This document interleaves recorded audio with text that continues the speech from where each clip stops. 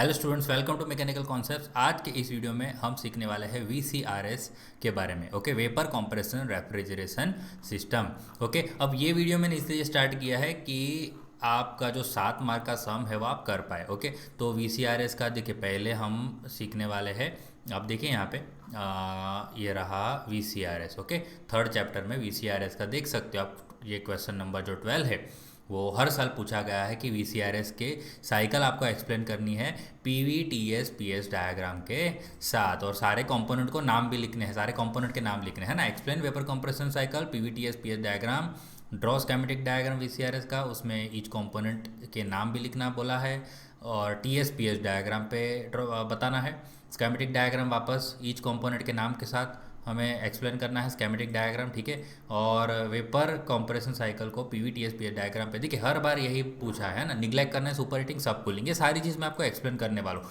अभी ये क्वेश्चन मैंने इसलिए चूज़ किया है एक्सप्लेन करने के लिए क्योंकि अगर आप ये 3 मार्क या तो 4 मार्क का अगर ये क्वेश्चन आप प्रिपेयर करते हो तो आपका जो आने वाला जो 7 मार्क्स वाला जो क्वेश्चन है, ये वीसीआरएस का सम जो हर साल एक बार आता ही आता है, ये ऐसा ही क्वेश्चन आता है ना।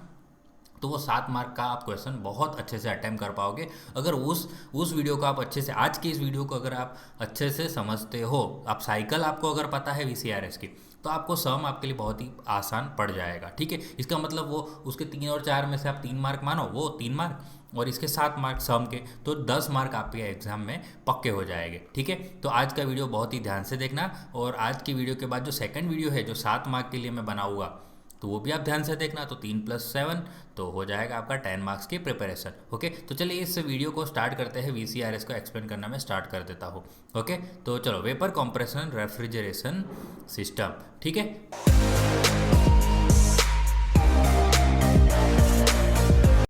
सबसे पहले देखिए जो मेन कंपोनेंट है वो मैं यहाँ लिख देता हूँ। तो सबसे पहला जो कंपोनेंट है वो होता है कंप्रेसर। ओके, तो आप ये पहले 4 कंपोनेंट का नाम आप याद रख लेना। ओके, सबसे पहला जो कंपोनेंट रहेगा कंप्रेसर, उसके बाद आपको याद रखना है जो सेकंड कंपोनेंट है वो है कंडेंसर, ठीक है। इन सब का जो काम क्या है और जो पूरा स्कीमेटिक डायग्राम है वो मैं आपको पूरा एक्सप्लेन करने वाला हूँ, है ना। तो आप शांति से समझिए इसको, बहुत आसान है। अगर आप एक एक चीज़ जो एक एक शब्द जो मैं आपको बता रहा हूँ वो आप सुनते हो ध्यान से और समझने की कोशिश करते हो तो आपको बहुत आसान लगेगा ये, है ना, वीसीआरएस, ठीक है। तो कंप्रेसर, फिर कंडेंसर, उसके बाद जाएगा एक्सपांसन वाल्व में, या तो हम उसको बोलते हैं रेगुलेटिंग वाल्व भी बोल सकते हैं, हम उसको थ्रोटलिंग वाल्व भी बोल सकते हैं। जो बुक में नाम दिया है मैं वो लिखूँगा। Okay, flow control valve, flow control valve, ठीक है। और उसके बाद जो लास्ट हम कंपोनेंट को डिस्कस करेंगे, इवॉपरेटर। ओके, इवॉपरेटर।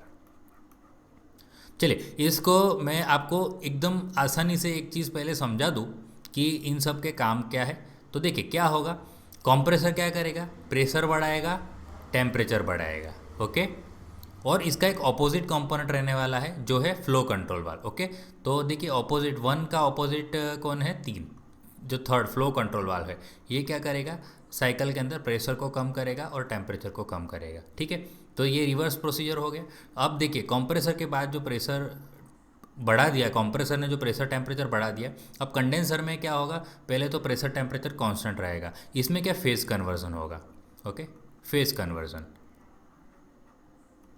फेज कन्वर्जन, और एक और फेज कन्वर्जन होता है इवॉपरेटर में, ठीक है, फेज कन्वर्जन। ये चीज़ मैं आपको इसलिए एक्सप्लेन करता हूँ कि आपको फिर पीछे जो मैं आप डायग्राम में जो समझाऊंगा वो बहुत ही जल्दी समझ आ जाएगा। ओके, तो फेज कन्वर्जन में क्या होता है, तो जो कंप्रेसर में वेपर होता है वही कंडेंसर में जाएगा, इसमें बनेगा वेपर टू लिक्विड। ओके, और वेपर टू लिक्विड, फिर यहाँ पे इवॉपरेटर में होगा लिक्विड टू वेपर। ओके, ये फेज कन्वर्जन होगा। तो वेपर से लिक्विड होगा कंडेंसर में, और इवॉपरेटर में लिक्विड टू वेपर। कंप्रेसर में जो एंटर होगा वो वेपर होगा, तो वेपर से लिक्विड बन जाएगा कंडेंसर में, और फ्लो कंट्रोल वाल्व में तो लिक्विड जाएगा, और आपको भी पता है कि इवॉपरेटर में भी लिक्विड जाएगा, और इवॉपरेटर क्या करेगा, लिक्विड से वेपर बन जाएगा। तो यानी इस ये साइकिल चलती जाएगी। ओके, और बात करते हैं प्रेशर टेम्परेचर की, तो कंडेंसर में जो प्रेशर कांस्टेंट रहेगा, टेम्परेचर कांस्टेंट रहेगा। और ये सेम चीज़ इवोपरेटर में प्रेशर कांस्टेंट, टेम्परेचर कांस्टेंट रहता है। देखिए ये क्यों रहता है, आप समझिए इस बात को कि फेज कन्वर्जन प्रोसेस है। फेज कन्वर्जन यानी आपको भी पता है कि जब कोई भी चीज़ जो फेज चेंज करती है तब उसका टेम्परेचर कभी भी बढ़ता या कम नहीं होता है ना। फेज कन्वर्जन तो उस टाइम पे जो हीट का एक्सचेंज होता है वो लेटेंट हीट बोलते हैं। जो लेटेंट हीट जो होता है वो तब उसका स्टेट चेंज होता है, फेज चेंज होता है। उस टाइम पे कभी भी टेम्परेचर बढ़ता या कम नहीं होता। तो इस केस में आप देखोगे फेज कन्वर्जन प्रोसेस में प्रेशर टेम्परेचर कांस्टेंट रहने वाले हैं। ओके, तो देखिए प्रेशर कंप्रेसर में प्रेशर टेम्परेचर बढ़ेगा, फिर प्रेशर और टेम्परेचर कांस्टेंट रहेगा। कंडेंसर में उसमें से फेज कन्वर्ट होगा यानी वेपर से लिक्विड बन जाएगा।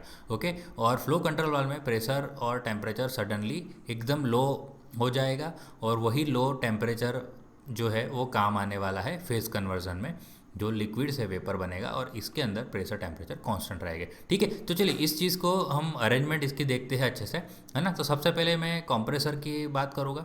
ओके, कंप्रेसर समझते हैं, फिर धीरे धीरे सारे कंपोनेंट किस तरह से फ्लो डायग्राम बनता है हम समझते हैं। ओके, तो यहाँ पे सबसे पहले मैं यहाँ पे एक एंट्री मान लेता हूँ कि एक एंट्री करवा देते हैं कि जो वेपर है जो इवोपरेटर से आ रहा है। ओके, तो ये लास्ट में मैं कनेक्ट कर दूंगा। एक वेपर है जो इवोपरेटर से यहाँ पे आ रहा है कि वाल्व में, ओके, सक्शन पे। ओके, सक्शन पे ये बना दिया मैंने। चलो, तो सबसे पहला जो कंपोनेंट हमने बना लिया वो है कंप्रेसर। Okay, compressor. यहाँ पॉइंट नंबर में 1 लिख रहा हूँ कि जो 1 नंबर की कंडीशन यहाँ पे है, जो कंप्रेसर के इनलेट है वहाँ 1 नंबर की कंडीशन है, और जब कंप्रेसर के बाहर निकलेगा तब हम उसको 2 नंबर की कंडीशन नंबर 2 बोल देंगे। ओके, तो ये जो आउट चला गया यहाँ पे कंडीशन नंबर 2 बोल देते हैं। ओके, तो चलो, यानी आप अब देखोगे तो यहाँ पे क्या होगा, प्रेशर और टेम्परेचर कम होगा। यहाँ प्रेशर कम, टेम्परेचर कम होगा पहले से ही जो वेपर आ रहा है। कंप्रेसर क्या करेगा, कंप्रेसर प्रेशर और टेम्परेचर, उसका काम क्या है, प्रेशर टेम्परेचर को बढ़ाने का ये काम है। तो यहाँ पे हाई प्रेशर हो जाएगा और टेम्परेचर भी हाई हो जाएगा। ओके, ये जो डिस्चार्ज लाइन है, ओके, ये डिस्चार्ज लाइन है। डिस्चार्ज जो होगा, और आपको पता है कि इस डिस्चार्ज के बाद क्या होगा, ये जो है वो कंडेंसर में जाएगा। और कंडेंसर ये जो मैं बना रहा हूँ ये ज़्यादा से ज़्यादा हीटिंग सरफेस एरिया मिले उसके लिए कुछ ऐसा बनाते हैं इसको। ओके, तो ये बना दिया है मैंने कंडेंसर। और ये वाला पार्ट कहाँ होता है, आपने फ्रीज के पीछे जो ब्लैक कलर की पाइप्स देखी होगी, ये वो वाला पार्ट है ना। तो ये कंडेंसर है। अब आजू बाजू क्या रहता है, एयर रहता है। तो यहाँ पे आप एक चीज़ देखोगे कि टेम्परेचर हमने पहले से बढ़ा दिया है कंप्रेसर में। अब टेम्परेचर बढ़ गया है, जो रेफ्रिजरेंट जो अंदर फ्लो हो रहा है उसका टेम्परेचर ज़्यादा है। अब कंडेंसर में वो रेफ्रिजरेंट कंडेंस कैसे होगा, तो उसके कारण हीट ट्रांसफ़र होना पड़ेगा आपको, ये हीट ट्रांसफ़र करवाना पड़ेगा। तो हीट ट्रांसफ़र क्या होगा, यहाँ पे सराउंडिंग में जो एयर होती है, या तो कोई और भी मीडिया हो सकता है, बट अभी यानी और एक भी मीडिया हो सकता है जैसे कि वाटर। ओके, बट अब मैं यहाँ अभी मैं एयर का एग्जांपल ले रहा हूँ। तो एयर क्या करेगी, एयर का टेम्परेचर यानी सराउंडिंग का टेम्परेचर, तो टेम्परेचर अंदर जो रेफ्रिजरेंट का है वो हाई है, एयर का टेम्परेचर लो होगा, बराबर। तो यहाँ पे हीट ट्रांसफ़र होगा, जो एयर है वो जो रेफ्रिजरेंट की हीट यहाँ पे ले लेगी। इसका मतलब रेफ्रिजरेंट से हीट रिजेक्ट होगी, तो यहाँ पे आएगा हीट रिजेक्शन। ओके, अब हीट जब रिजेक्ट करती है कोई चीज़ तो उसका मतलब क्या, उसका मतलब वो ठंडा हो रहा है, एक तरह से ऐसा बोल सकता हूँ मैं। ओके, तो वो क्या होगा, फेज कन्वर्जन होगा। यानी यहाँ पे धीरे धीरे जो यहाँ पे एंट्री पे जो गर्म था, ये मैं जो लाइन है थोड़ी ऑरेंज बना रहा हूँ यहाँ पे, दिस इज़ ऑरेंज लाइन इसलिए क्योंकि ये हीट है ना, गर्म है, प्रेशर भी ज़्यादा है, टेम्परेचर भी ज़्यादा है। अब धीरे धीरे क्या होगा, ये जो लाइन है यहाँ पे, ये अब मैं यहाँ पे ब्लू कर देता हूँ क्योंकि अब ये क्या हो जाएगा, लिक्विड बन जाएगा। ओके, जो वेपर है वो लिक्विड बन जाएगा, है ना। तो यहाँ पे वापस में ये वेपर है, this is also vapour, but जब कंडेंसर के बाद निकलेगा तो वेपर नहीं रहेगा, अब वो लिक्विड बन जाएगा क्योंकि कंडेंसर का काम ही है कंडेंस करने का। ओके, तो इसने कर दिया वेपर को कंडेंस। ओके, तो दिस इज़ अवर कंडेंसर, है ना। तो कंडेंसर का काम क्या है, फेस चेंज करना है। और इसमें टेम्परेचर प्रेशर का क्या हाल होता है, तो वो चीज़ मैंने आपको पहले ही ऊपर एक्सप्लेन की कि प्रेशर टेम्परेचर यहाँ पे कांस्टेंट रहेंगे। ओके, इसके बाद जो नेक्स्ट कंपोनेंट हमारा आने वाला है, अच्छा एक चीज़ यहाँ पे मैं कंपोनेंट के बारे में बात ही कर रहा हूँ, तो ये लिख देते हैं, ये सक्शन लाइन लिख देता हूँ यहाँ पे, this is suction line. Okay, suction line, ये डिस्चार्ज वाल्व है कंप्रेसर का, डिस्चार्ज वाल्व। और ये जो लाइन है ये डिस्चार्ज लाइन है, डिस्चार्ज लाइन। ओके, देन ये पूरा कंपोनेंट कंडेंसर हो गया। अब बात करते हैं, देखिए कंडेंसर के बाद जो लिक्विड है वो जाएगा एक रिसीवर टैंक में। ओके, अब यहाँ पे रिसीवर टैंक लगाने की ज़रूरत क्यों पड़ गई, कि रिसीवर टैंक एक तरह का स्टोरेज टैंक है जो क्या करता है, अगर जो भी ये पूरी साइकिल है, ये जो पूरी पाइप्स है, लाइंस है, उसके अंदर अगर कुछ, तो इन फ्यूचर अगर कुछ प्रॉब्लम आएगी तो यहाँ पे वो रेफ्रिजरेंट एक्स्ट्रा सप्लाई करेगा, या तो अगर ज़्यादा पड़ रहा है तो वो यहाँ पे स्टोर कर लेगा। ओके, तो इसीलिए यहाँ पे रिसीवर टैंक रखी हुई है। Okay, this is our receiver tank, है ना। तो यहाँ पे रिसीवर टैंक में जाएगा, उसके बाद जो लिक्विड है वो लिक्विड जाएगा सीधा, और इसके बाद लिक्विड जो जाएगा वो जाएगा फ्लो कंट्रोल वाल्व में। ओके, यहाँ पे रहता है फ्लो कंट्रोल वाल्व। ठीक है, नंबरिंग की बात कर देते हैं, तो नंबरिंग हमने यहाँ पे कौन सा दिया था, जो कंडेंसर की एंट्री पे जो नंबर था वो था 2 नंबर। ओके, यहाँ पे मैंने 2 नंबर दिया, और कंडेंसर के एग्जिट पे हम यहाँ पे 3 नंबर देते थे। ओके, सो 1 से लेके 2 तो कंप्रेसर में जाके आया, प्रोसेस हुई। 2 से लेके 3 हुआ कंडेंसर के अंदर जाके। ओके, अब 3 से 4 क्या होगा, जब ये फ्लो कंट्रोल वाल्व से निकलेगा तब। ओके, तो यहाँ ये आ गया हमारा फ्लो कंट्रोल वाल्व, है ना। यहाँ पे नाम लिख देता हूँ मैं, फ्लो कंट्रोल वाल्व। अभी फ्लो कंट्रोल वाल्व में क्या होगा, तो फ्लो कंट्रोल वाल्व क्या रहता है, फ्लो को कंट्रोल करता है, यानी जो फ्लूइड जो जा रहा है, लिक्विड जो जा रहा है, वहाँ पे रिस्ट्रिक्टेड पैसेज से पास करवाएंगे। अब रिस्ट्रिक्टेड पैसेज से पास करवाने का मतलब क्या है, कि वहाँ जो लिक्विड है वो क्या होगा, एक तरह से उसका सडनली प्रेशर टेम्परेचर ड्रॉप हो जाएगा। सडनली प्रेशर टेम्परेचर यहाँ पे लिक्विड का ड्रॉप हो जाएगा। ओके, तो ये क्या करता है, प्रेशर टेम्परेचर को सडनली ड्रॉप करवा देता है। हाँ, बट लिक्विड ही रहेगा। ओके, तो यहाँ पे भी है, दिस इज लिक्विड। ओके, क्योंकि टैंक से तो लिक्विड ही निकलेगा, और इसके बाद भी जाएगा वो लिक्विड ही होगा। ओके, यहाँ पे कोई फेज कन्वर्जन नहीं हो रहा, यहाँ पे सिर्फ क्या हो रहा है, प्रेशर टेम्परेचर डाउन हो रहा है। ओके, इसका मतलब आप यहाँ पे एक चीज़ ये लिख सकते हो कि ये जो फ्लो कंट्रोल वाल्व की जो राइट साइड पूरी है, उसको हम बोलते हैं हाई प्रेशर साइड। ओके, क्योंकि यहाँ पे रेफ्रिजरेंट का प्रेशर क्या रहता है, हाई रहता है। और इसके बाद जो लेफ्ट साइड वाली जो पाइप्स है, जो पाइपलाइंस है, वो लो प्रेशर साइड है ना।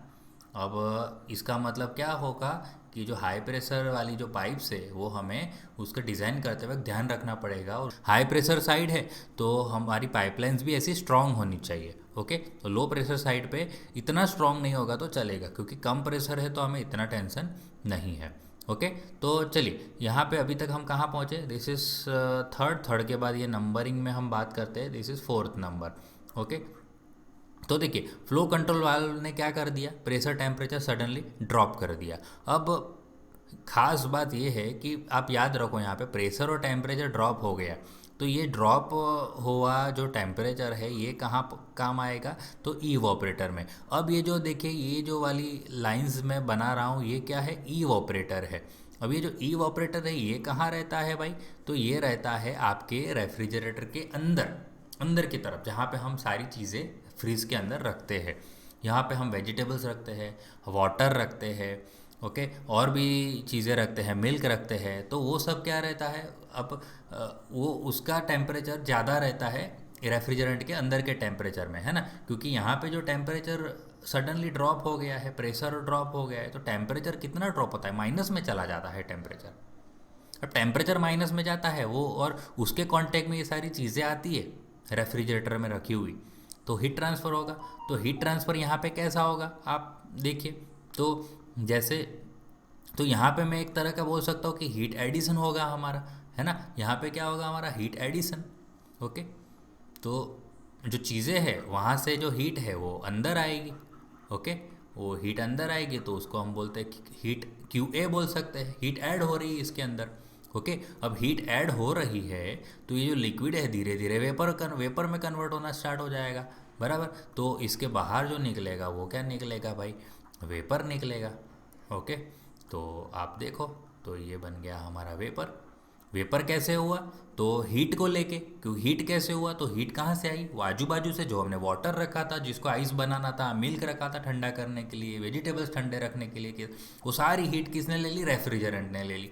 रेफ्रिजरेंट ने हीट ली, इसका मतलब उसका टेम्परेचर प्रेशर वैसे बढ़ना चाहिए, बट टेम्परेचर प्रेशर बढ़ेगा नहीं, क्योंकि क्या होगा, उसका पहले फेज कन्वर्जन हो रहा है, क्योंकि वो लिक्विड से वेपर बन रहा है। एक बार वेपर बन जाएगा उसके बाद उसका टेम्परेचर प्रेशर बढ़ेगा, तब तक नहीं बढ़ेगा, है ना। तो फेज कन्वर्जन है, लेटेंट हीट ले रहा है, तो वो लिक्विड से वेपर बन गया। और जो लिक्विड से वेपर बन गया है, और वहाँ पे ये जो लाइन है ये हमारी सक्शन लाइन है ना। इवोपरेटर के बाद जो मैंने ये बनाई हुई है ये लाइन हमारी कौन सी है, सक्शन लाइन। तो ये मैंने लिखा हुआ है नाम। ओके, तो कुछ नाम दिखाने की ज़रूरत नहीं है, लाइन का नाम है सक्शन लाइन। ओके, तो देखिए, तो ये है इवोपरेटर, इसका नाम लिख देते हैं इवोपरेटर। ओके, तो आई होप कि आप इस सिस्टम को अच्छे से समझ गए होगे। इसके बाद ये साइकिल रिपीट होती जाएगी, है ना। लास्ट बार एक मिनट के अंदर ये सारी चीज़ फटाफट रिवाइज कर देते हैं। तो सबसे पहले क्या होता है, तो आप देखो यहाँ पे वेपर आया कॉम्प्रेसर में वेपर का क्या हुआ, प्रेशर टेम्परेचर बढ़ गए। अब प्रेशर टेम्परेचर बढ़ गए तो वो टेम्परेचर बढ़ गए तो किससे बढ़े, सराउंडिंग से बढ़ गए। अब आगे जाके जब वो सराउंडिंग के कांटेक्ट में आएंगे कंडेंसर में, तो सराउंडिंग क्या करेगा, ये जो एयर है वो हीट को ले लेगी। अब हीट जब ले लेगी तो इसका मतलब क्या, वो वेपर धीरे धीरे क्या होगा, ठंडा होगा। इसका मतलब ठंडा होने का मतलब क्या है, वेपर लिक्विड में कन्वर्ट होगा, phase conversion. Okay, temperature pressure constant रहेगा, ये ध्यान रखना है। लिक्विड बन गया, लिक्विड जाएगा, रिसीवर टैंक अभी छोड़ देते, लिक्विड जाएगा फ्लो कंट्रोल वाल्व में। वहाँ पे लिक्विड क्या होगा, फ्लो कंट्रोल वाल्व में रिस्ट्रिक्टेड पैसेज से पास करवाएंगे, तो क्या होगा, उसका सडनली प्रेशर टेम्परेचर डाउन चला जाएगा, और टेम्परेचर डाउन यानी माइनस में चला जाएगा। और वैसा रेफ्रिजरेंट जब हम ईवोपरेटर में पास करवाते हैं, और ईवोपरेटर होता है रेफ्रिजरेटर के अंदर अंदर की तरफ जहाँ हमने सारी चीज़ें रखी हुई है, तो वो चीज़ों से वो रेफ्रिजरेंट का टेम्परेचर एकदम माइनस में यानी लो रहता है, तो हीट ट्रांसफ़र कैसा होगा, वो सारी चीज़ों से रेफ्रिजरेंट में हीट जाएगी।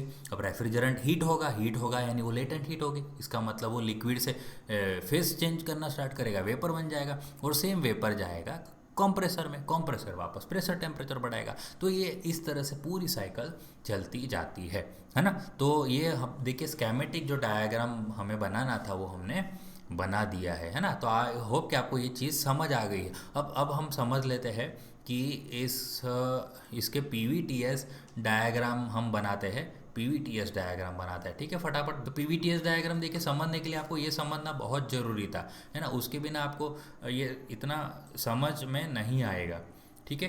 तो चलो तो यहाँ पे हम बनाने वाले हैं PV diagram. Okay, PV diagram vertical axis पे पी रखेंगे और हॉरिजॉन्टल एक्सिस पे वी रखेंगे। ओके, एक और बनाते हैं टीएस डायग्राम के लिए। ओके, तो ये है हमारा टीएस डायग्राम, यहाँ लिख देते हैं टीएस डायग्राम। और एक डायग्राम हम बाजू में बना लेते हैं, pH diagram. Okay, pH diagram, P and H diagram. Okay, यहाँ लिख लेते हैं पीएच डायग्राम। इसी के मार्क्स है ना, पीएच डायग्राम के ही आपके मेन जो मार्क्स है। ओके, स्केमेटिक डायग्राम ये रहा पूरा, मैंने अच्छे से एक्सप्लेन कर दिया है। अब बात करते हैं पीवी और टीएस और पीएच डायग्राम। तो सबसे पहले आपको जो सैचुरेशन कर्व है वो बनाना आना चाहिए। तो सैचुरेशन कर्व बना लेते हैं, और सैचुरेशन कर्व बनाने के लिए हम क्या करते हैं भाई, कि हम एक सैचुरेशन कर्व आप बनाना सीख लीजिए पहले। तो सबसे पहले बात करते हैं पीवी डायग्राम। तो पीवी डायग्राम में बात करें तो यहाँ पे दो प्रेशर का काम पड़ेगा, तो दोनों प्रेशर की जो लाइन बनाते हैं, क्योंकि दो प्रेशर पे काम करता है पूरा रेफ्रिजरेटर, एक हाई प्रेशर एक लो प्रेशर। मैंने आपको हाई प्रेशर साइड और लो प्रेशर साइड बता दी, तो ये दो प्रेशर कांस्टेंट प्रेशर की लाइन बना दी। ओके। फिर यहाँ पे बात करें टी एस डायग्राम में, तो टी एस डायग्राम में आपको क्या बनाना है, एक पहाड़ जैसा बनाना है, सेचुरेशन कर्व। ओके, तो ये सेचुरेशन कर्व बना दिया, और यहाँ पे दो लाइंस आएगी जो कांस्टेंट प्रेशर लाइन बोलते हैं। ये एक फर्स्ट लो प्रेशर वाला कांस्टेंट प्रेशर लाइन, और दूसरी हम बनाते हैं हाई प्रेशर वाली कांस्टेंट प्रेशर लाइन। ओके, तो दो प्रेशर ये देखिए, this is P is equal to C और this is also P is equal to C, और यहाँ पे भी this is P is equal to C, this is also P is equal to C. Okay, और P H diagram में same पहाड़ जो आपको बनाना है, पर थोड़ा राइट साइड की तरफ झुका हुआ आपको ये पहाड़ बनाना है, सेचुरेशन कर्व जो बोलते हैं हम। ओके, तो ये हो गया। और प्रेशर जो वाई एक्सिस पे है, तो इसकी जो प्रेशर लाइन है वो स्ट्रेट लाइन आएगी, तो आपको सिर्फ स्ट्रेट लाइन बनानी है। तो P is equal to C, P is equal to C, ठीक है। तो दो प्रेशर कांस्टेंट प्रेशर लाइंस देखिए हमने तीनों डायग्राम के अंदर बना ली है। अब बात करते हैं वन बाय वन, हम डिस्कस करते हैं कि कौन सा पॉइंट कहाँ आएगा, ठीक है। तो चलिए सबसे पहले हम बात करते हैं ये कंप्रेशन का एंट्री। अब कंप्रेसर का एंट्री आप देखोगे तो कैसा हो रहा है एंट्री कंप्रेसर का, वेपर में। ओके, वेपर का एंट्री हो रहा है। तो और यहाँ पे देखो आप प्रेशर टेम्परेचर मैंने क्या बताया, लो प्रेशर टेम्परेचर बताया, यानी नीचे वाले प्रेशर पे आएगा सबसे पहले बात करूँ। और जो ये वेपर स्टेट में है, वेपर स्टेट में क्या रहता है, वॉल्यूम ज़्यादा रहता है। तो वॉल्यूम ज़्यादा रहता है तो आप सोचो, वॉल्यूम ज़्यादा रहता है तो कहाँ पे आएगा, ये वॉल्यूम ज़्यादा है तो ये वाले पार्ट पे आएगा, वॉल्यूम ज़्यादा प्रेशर लो। तो ये हो गया हमारा first point, point number one. इसके बाद देखिए कंप्रेसर के अंदर कौन सी प्रोसेस होगी, प्रेशर और टेम्परेचर बढ़ेगा। प्रेशर टेम्परेचर बढ़ेगा तो प्रेशर देखिए ऊपर की तरफ है, तो प्रेशर बढ़ाते हैं हम यहाँ पे, तो प्रेशर ही बताना है, टेम्परेचर तो दिख नहीं रहा कहीं पे, तो प्रेशर बढ़ाना है। और प्रेशर आप जब भी बढ़ाते हो तो एक चीज़ ध्यान रखते हो कि वॉल्यूम कम होता है। प्रेशर जब बढ़ता है, प्रेशर बढ़ता है तो उसके सामने वॉल्यूम ऑटोमेटिकली कम होगा, है ना। ये चीज़ आपने पढ़ी थी, है ना, पहले से थर्मोडाइनेमिक्स में। तो आपको प्रेशर को बढ़ाना है, वॉल्यूम को कम करना है, इसका मतलब ये कर्व कुछ जाएगा ऐसे, है ना, इस तरह से कुछ कर्व जाएगा। तो ये पहुंचा हमारा 2 नंबर पे, ठीक है। चलिए, तो 2 नंबर पे पहुंच गया। अब 2 नंबर के बाद ये हुआ कंडेंसर। कंडेंसर में क्या होगा, मैंने आपको बताया था पहले कि प्रेशर कांस्टेंट रहता है, टेम्परेचर कांस्टेंट रहता है, तो प्रेशर यहाँ पे कांस्टेंट रहने वाला है। बट जब कंडेंस होगा तो वॉल्यूम में आपको पता है कि वॉल्यूम में डिक्रीमेंट आएगा, वॉल्यूम डिक्रीज हो जाएगा। तो यहाँ पे वॉल्यूम कम करना है, प्रेशर को कांस्टेंट रखना है, this is third number. Okay, और यहाँ पे क्या हो रहा है, हीट रिजेक्शन हो रहा है। तो ये चीज़ आपको यहाँ पे एरो से बतानी है कि यहाँ पे क्या होता है, Q R. Okay, heat rejected बता दिया हमने, हीट रिजेक्टेड। उसके बाद 3 नंबर से 4 नंबर क्या होता है, प्रेशर और टेम्परेचर डाउन जाता है, लो होता है। ओके, और आपको भी पता है कि प्रेशर कम होगा तो वॉल्यूम बढ़ेगा, तो प्रेशर कम करते हैं साथ साथ वॉल्यूम बढ़ाते जाते हैं। तो ये देखिए वॉल्यूम बढ़ रहा है, प्रेशर कम हो रहा है। ओके, तो ये पहुंच गए हम 4 नंबर पे। अब 4 से 1 में फेस कन्वर्जन है। फेस कन्वर्जन में यहाँ पे मैंने क्या बोला था, प्रेशर और टेम्परेचर कांस्टेंट रखना है आपको, तो प्रेशर सेम रहेगा और हीट ऐड कर रहे हैं। ओके, और लिक्विड टू वेपर हो रहा है, तो जब लिक्विड से वेपर होगा तो वॉल्यूम भी बढ़ेगा। आपको भी पता है कि लिक्विड कम जगह रोकता है और वेपर ज़्यादा जगह रोकता है। और यहाँ पे भी आप ये चीज़ मैंने आपको बताई कि यहाँ पे हीट ऐड होती है, तो यहाँ हम बता देते हैं क्यू ए। ओके, तो ये देखिए हमारा पीवी डायग्राम रेडी हो चुका है ना।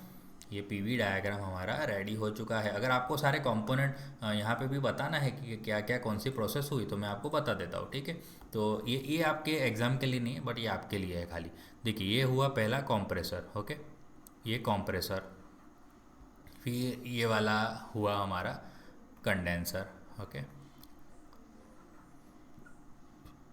2 to 3 हुआ कंडेंसर, 3 to 4 जो हुआ हमारा flow control valve. Okay, throttling flow control valve. और 4 to 1 जो हुआ हमारा, ये प्रोसेस कहाँ हुई, इवोपरेटर में, ठीक है। ये जस्ट आपको समझाने के लिए है, ऐसा आप एग्ज़ाम में ये सब कंपोनेंट यहाँ लिखने की कोई ज़रूरत नहीं है।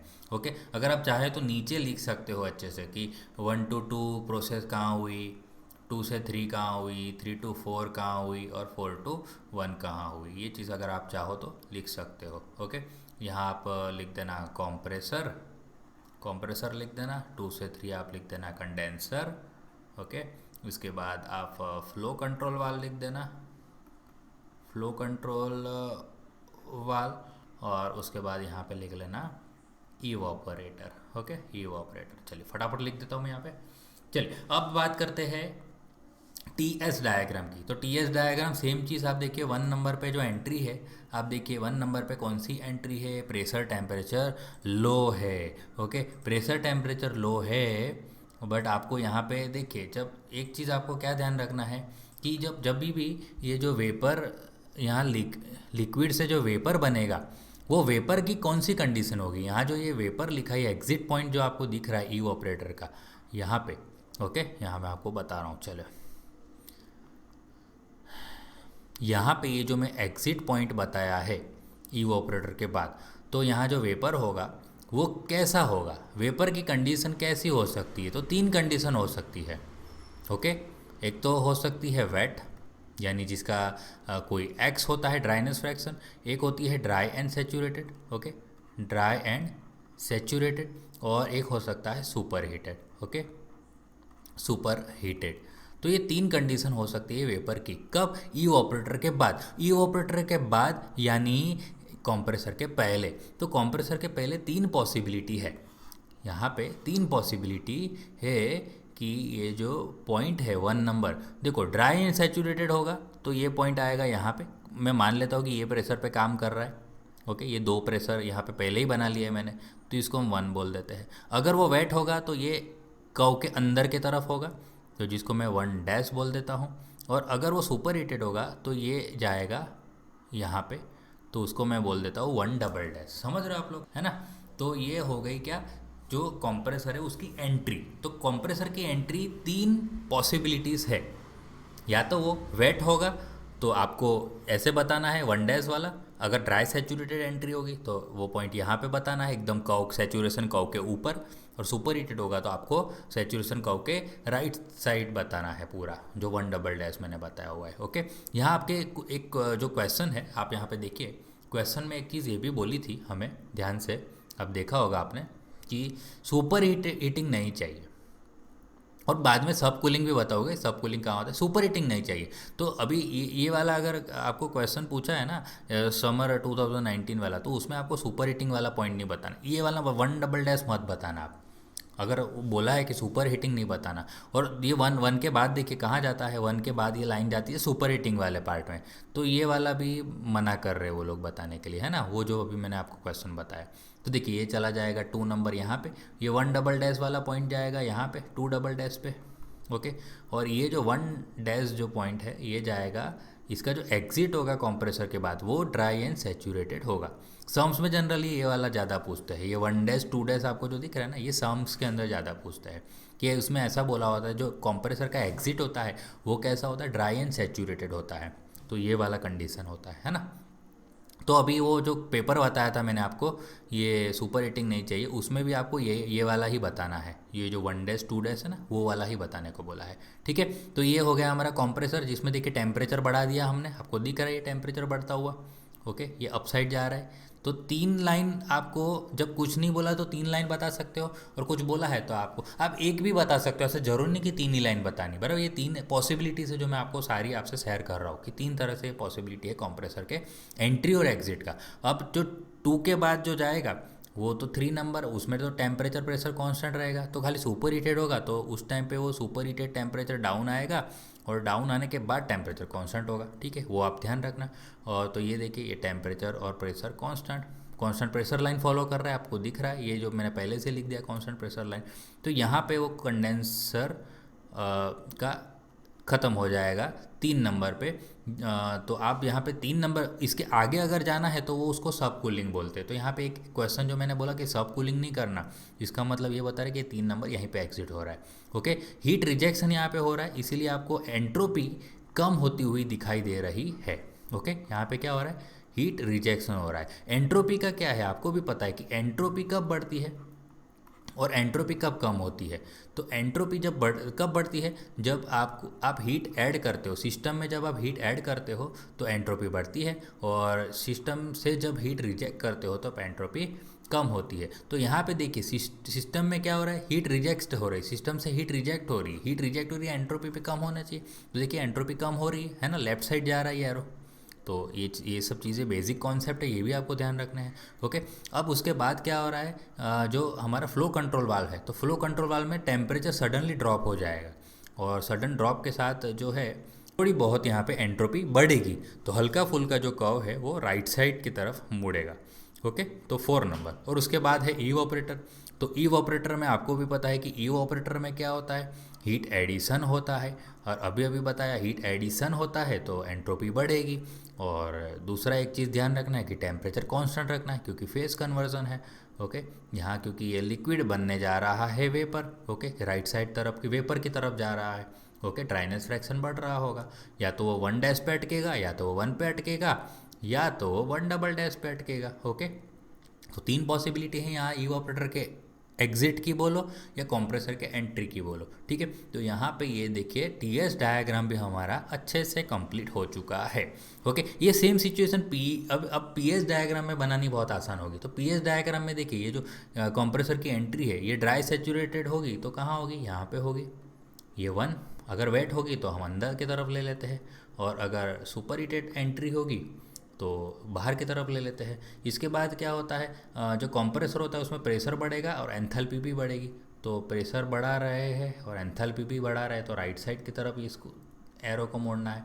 3 पॉसिबिलिटी, तो 3 एरो बना दिए हैं मैंने। ओके, तो ये सुपर हीटेड वाला है तो 2 डबल डैश, ये एग्जिट भी सुपर हीटेड ही है। इसका एग्जिट, सॉरी, ये इसका एग्जिट में थोड़ा आप ध्यान से, इसका एग्जिट जो है वो हम बनाते हैं। इसके जो एग्जिट आपको कैसे बनाना है, तो ड्राई एंड सेचूरेटेड बनाना है, तो ये बना दिया मैंने 2 डैश। ओके, तो चलिए उसके बाद कंडेंसर बताना है। ये कंप्रेसर का हो गया, कंप्रेसर, फिर कंडेंसर। कंडेंसर में देखिए एंथैल्पी कम होगी, हीट रिजेक्ट हो रहा है, एंथैल्पी कम होगी, प्रेशर कांस्टेंट रहेगा। तो 3 नंबर, ये सब कूलिंग नहीं हो रहा है, इसका मतलब 3 से आगे ये सेचुरेशन का होके लेफ्ट साइड नहीं जाएगा वो। ओके, तो ये कंडेंसर हो गया, जहाँ पे आपको भी पता है कि क्या हो रहा है, हीट रिजेक्ट होता है। ओके, इसके बाद जो है कंडेंसर के बाद जो फ्लो कंट्रोल वाल्व में प्रेशर और टेम्परेचर सडनली ड्रॉप होता है तो प्रेशर ड्रॉप, तो एंथैल्पी कांस्टेंट रहती है, आपको ध्यान रखना है इस टाइम पे एंथैल्पी कांस्टेंट रहेगी।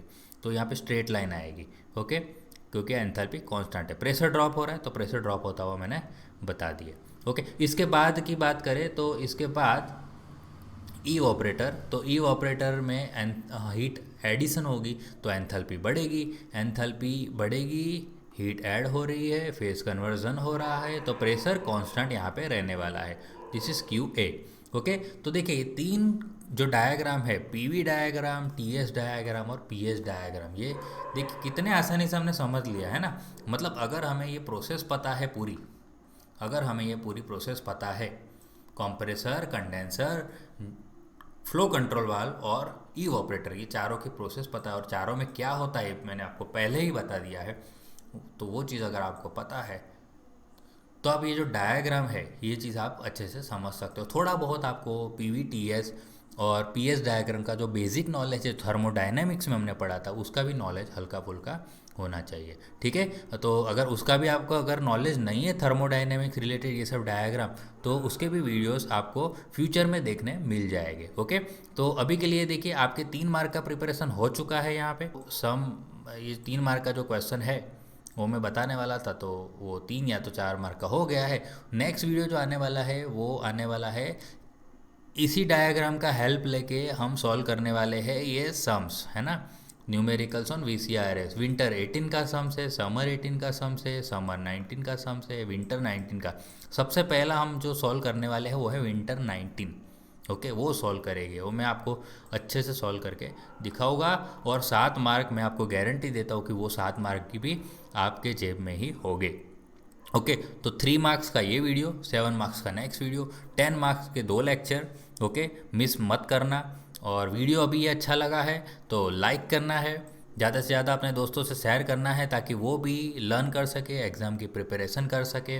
ओके, तो एक चीज़ है, जो भी अगर आप फर्स्ट टाइम इस चैनल पे हो तो आपको, अगर आपने अभी तक चैनल हमारा सब्सक्राइब नहीं किया तो सब्सक्राइब कर लेना, क्योंकि मैकेनिकल इंजीनियर में अगर आप हो तो ये जो चैनल है आपके लिए बहुत बहुत हेल्पफुल रहने वाली है। ओके, तो चलिए अब मिलते हैं नेक्स्ट वीडियो में। थैंक यू, जय हिंद।